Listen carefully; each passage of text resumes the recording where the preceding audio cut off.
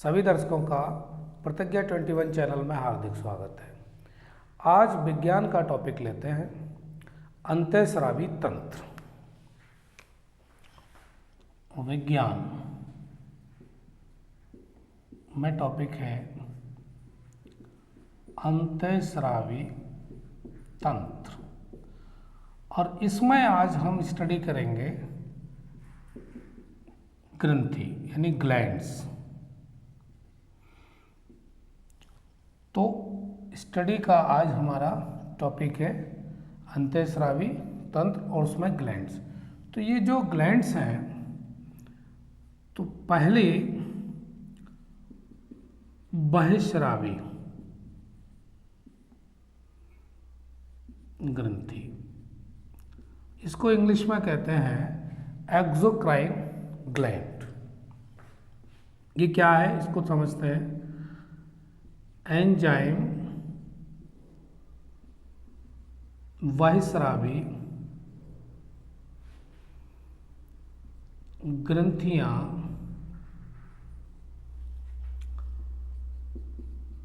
नलिका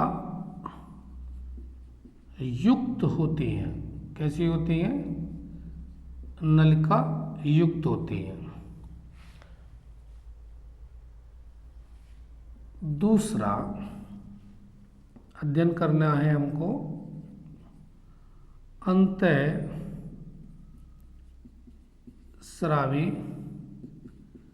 ग्रंथि हार्मोन अंतःस्रावी ग्रंथि नलिका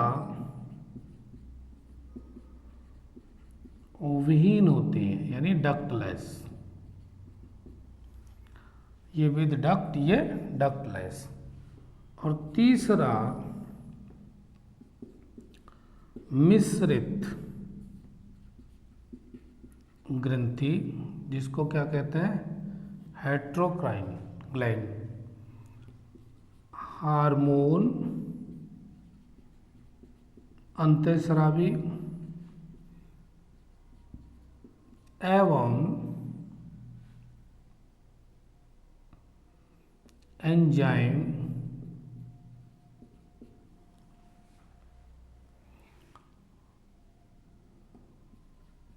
अंतःस्रावी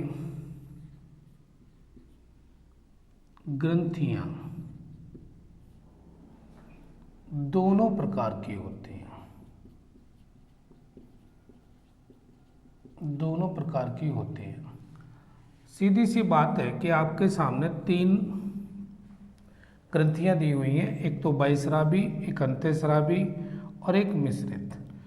बहिःस्रावी में एंजाइम, अंतःस्रावी में हार्मोन और मिश्रित में हार्मोन और एंजाइम दोनों।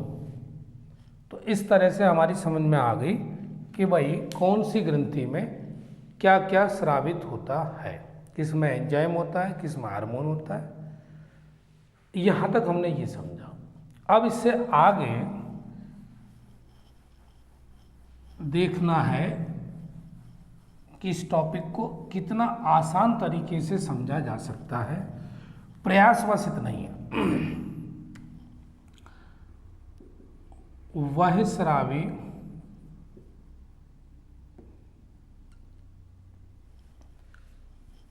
बहिःस्रावी ग्रंथियों के नाम।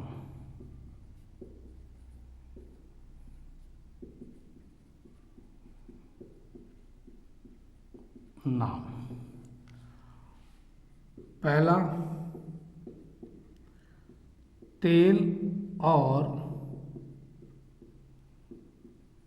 पसीने, तेल और पसीने की ग्रंथि। दूसरा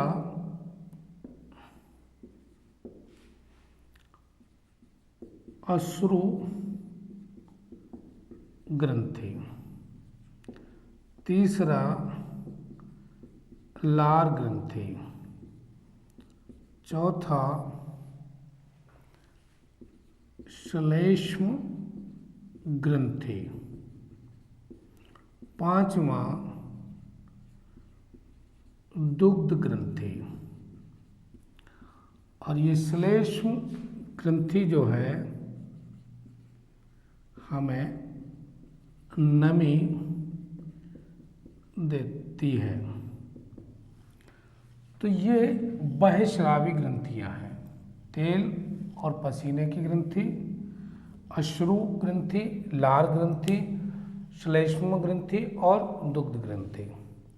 ये बहिःस्रावी ग्रंथियों में आते हैं। अब आगे इसके अंतःस्रावी। अंतःस्रावी ग्रंथियों के नाम। तो पहला पीयूष ग्रंथि, जिसे पिट्यूटरी कहते हैं। दूसरा थायराइड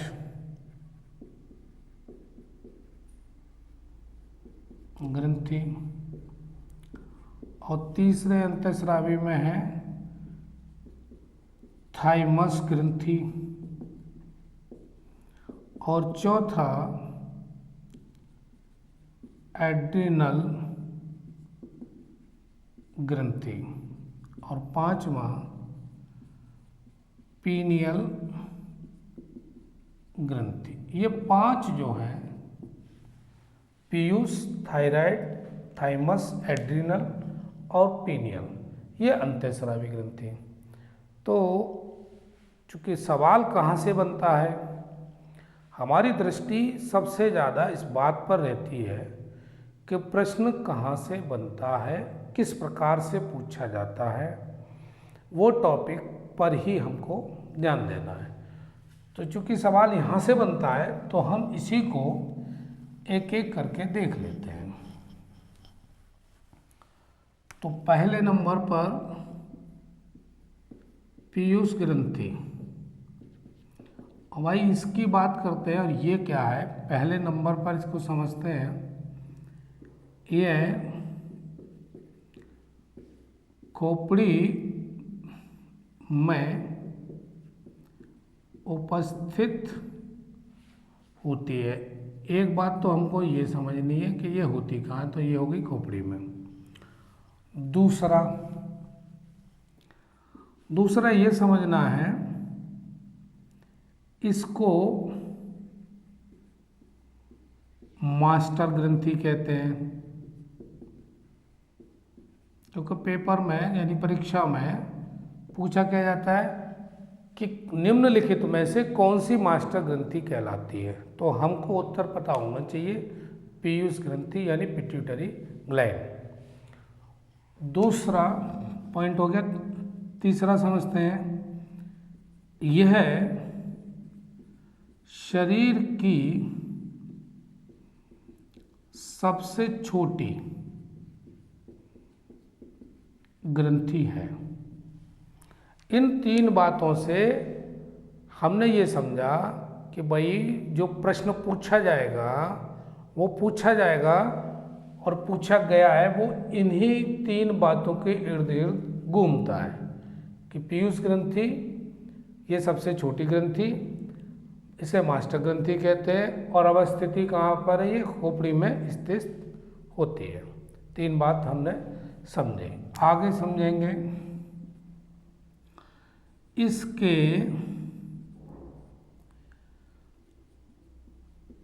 अल्पस्राव से बौनापन और अधिक स्राव से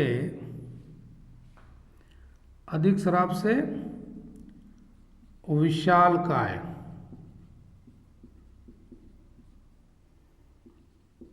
शरीर बन जाता है। अगर पीयूष ग्रंथि से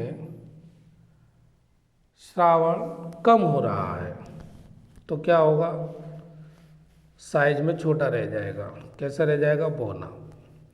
और ज़्यादा होता है तो क्या हो जाएगा, इसका आकार बड़ा हो जाएगा, जियांट हो जाएगा। तो इसमें से जो हार्मोन निकल रहे हैं, ये हार्मोन स्रावित अगर कम होते हैं तो छोटा, और ज़्यादा होते हैं तो बड़ा। भाई इतनी सी बात याद रखनी है, आसानी से रखी जा सकती है। अगली क्या खास बात है इसकी वो भी देखते हैं। TSH ये हार्मोन स्रावित होता है कहाँ से, पीयूष ग्रंथि से। और इसका काम क्या है, थायराइड ग्रंथि को प्रेरित करता है। यानी थायराइड ग्रंथि को भी एक्टिव करने के लिए इसका भी रोल है। किसका, मास्टर ग्रंथि का, पीयूष ग्रंथि का, पिट्यूटरी ग्लैंड का। नेक्स्ट ACTH, ऑक्सीटोसिन, ये तीनों प्रकार के हार्मोन ये स्रावित करता है। और ऑक्सीटोसिन क्या, ये दुग्ध ग्रंथियों को प्रेरित करता है। यानी ये इनको एक्टिव करता है कौन, ऑक्सीटोसिन हार्मोन।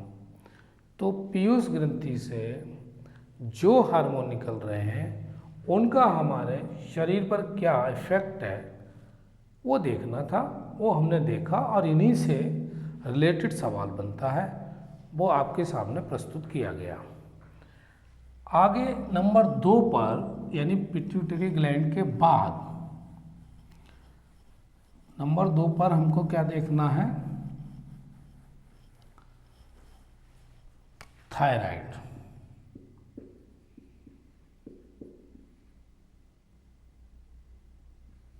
थायराइड ग्रंथि, भाई इसका क्या रोल है। पहला पॉइंट यह है, श्वसन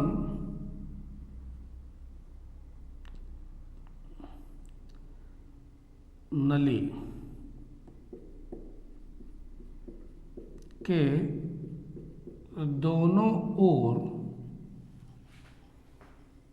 होती है।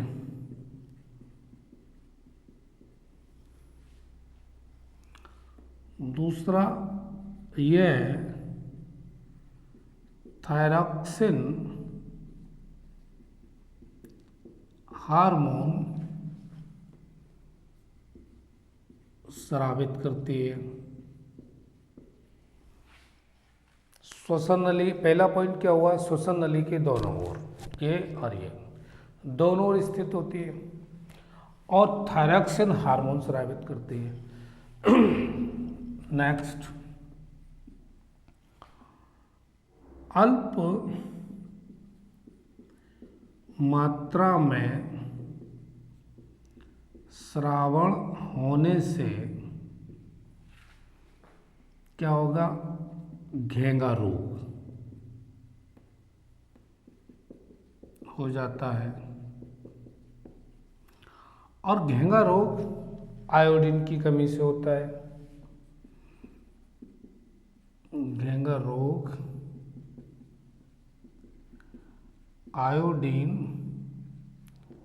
की कमी से होता है। दूसरा, आयोडीन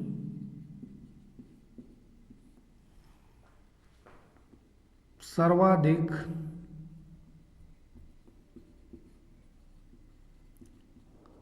सी फूड से मिलता है।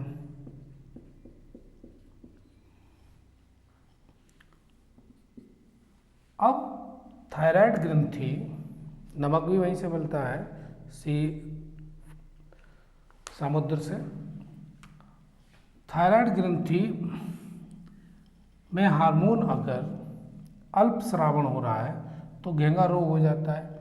और भी इसकी कमी से एक तो अपंगता, मंद बुद्धि,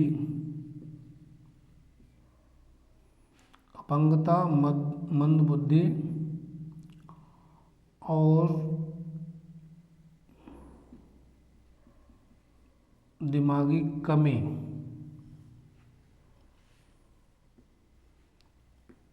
हो जाती है। किससे? थायरॉक्सिन हार्मोन के कमी से। तो हमने थायराइड ग्रंथि के बारे में समझा, इसका क्या रोल है भाई, कि इसका भी होना अति आवश्यक है हमारे लिए, क्योंकि कौन पसंद करेगा मंदबुद्धि का होना या अपंगता?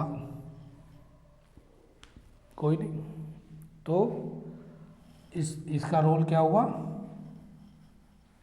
अगर इसका श्रावण कम हो रहा है तो इन रोगों का सामना करना पड़ता है। आगे आया एड्रिनल ग्रंथि।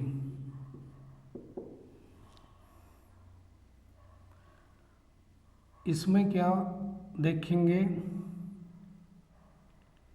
पहला पॉइंट,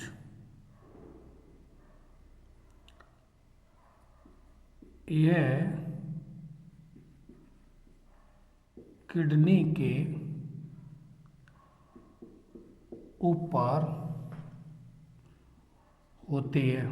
एक तो अवस्थिति देख ली। दूसरा, यह एड्रिनलिन हार्मोन स्रावित करता है। इसे 3F हार्मोन भी कहा जाता है। पहला फियर, दूसरा फाइट और तीसरा फ्लाइट, जिसे हम क्या कहते हैं? उड़ो लड़ो हार्मोन।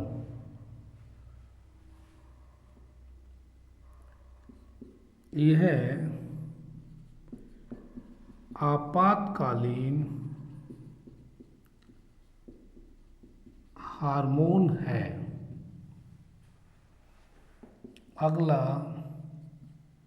निर्णय क्षमता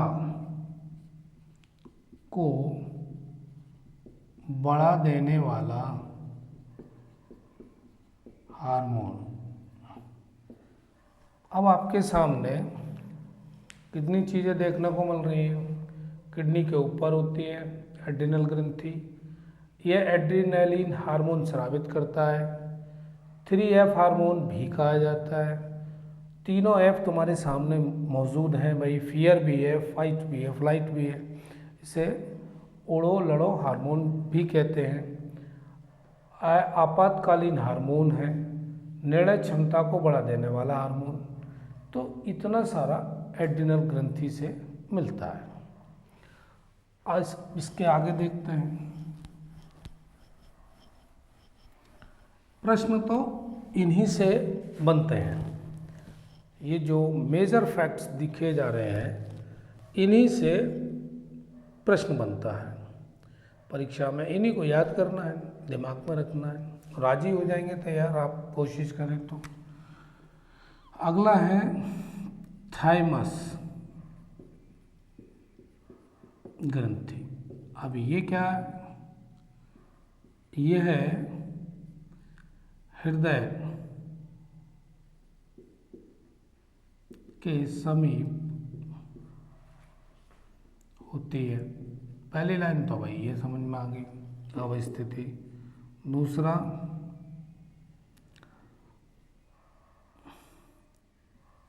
ये लिम्फोसाइट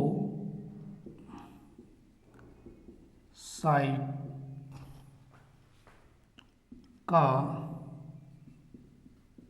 निर्माण करती है।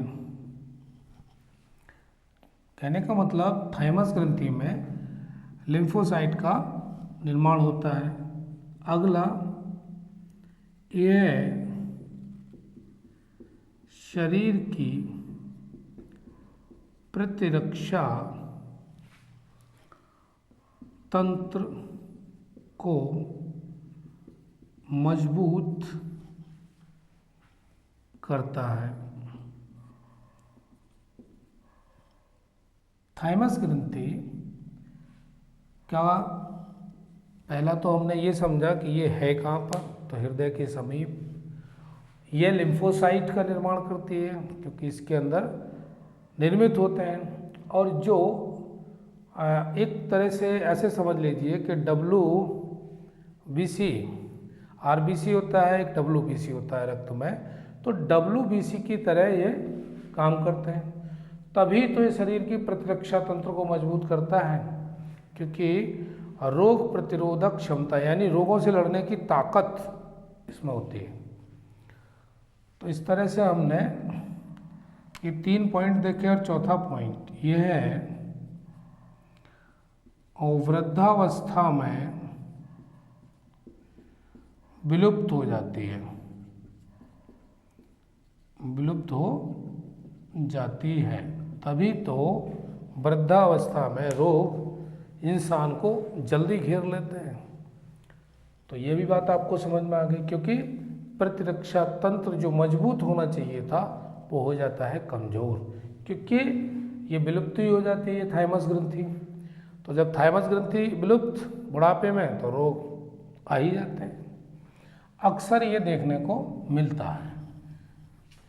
थाइमस ग्रंथि के बाद अब देखते हैं पीनियल ग्रंथि। पीनियल ग्रंथि यह अग्र मस्तिष्क में पाई जाती है।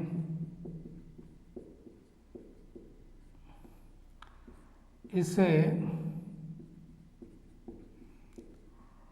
तीसरी आंख का अवशेष माना जाता है। इस दोनों भावों के बीच में जो स्थान है, उस जगह पर कौन सी ग्रंथि पाई जाती है? पीनियल। यहाँ पर ध्यान वगैरह करते हैं, तीसरी आंख का अवशेष माना जाता है इस ग्रंथि को।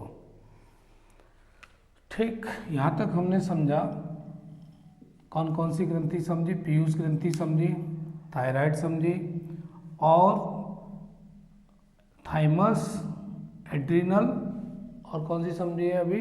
पीनियल। तो हमने ये पांचों ग्रंथियों के बारे में अभी देखा संक्षिप्त रूप से कि कौन सी कहाँ अवस्थिति है और कौन से हार्मोन स्रावित करते हैं। अब आता है मिश्रित ग्रंथियाँ। अब ये कौन सी हैं? तो पहले नंबर पर लेते हैं अग्नाशय, पैंक्रियास।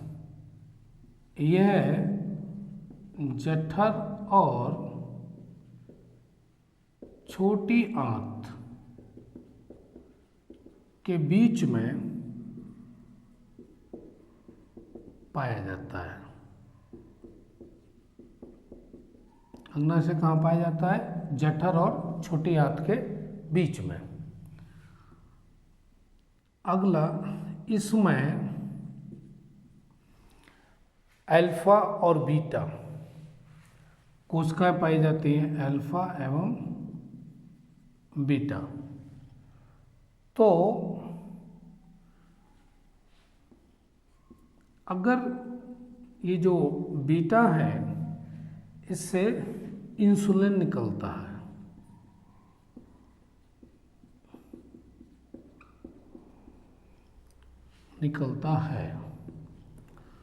इंसुलिन का अल्प स्राव, अगर ये इंसुलिन का अल्प स्राव होता है तो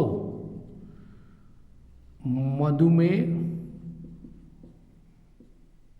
या शुगर या डायबिटीज नामक रोग हो जाता है। यानी एक ही रोग है, उसको मधुमेह भी कह देते हैं, शुगर भी कह देते हैं और डायबिटीज भी कह देते हैं। अब रक्त में शर्करा की मात्रा बढ़ जाना, रक्त में शर्करा की मात्रा बढ़ जाना क्या है? डायबिटीज। ठीक, ये बात क्लियर। इस तरह से मिश्रित ग्रंथियों में सबसे पहले हमने बात किया कि अग्नाशय। असल में अभी हम जो चर्चा कर रहे हैं ग्रंथियां 3 प्रकार की, उन 3 प्रकार की ग्रंथियों में अभी हमने देखा था कि एक तो बहिःस्रावी और दूसरी अंतःस्रावी और तीसरी मिश्रित, जिसकी हम चर्चा कर ही रहे हैं अभी।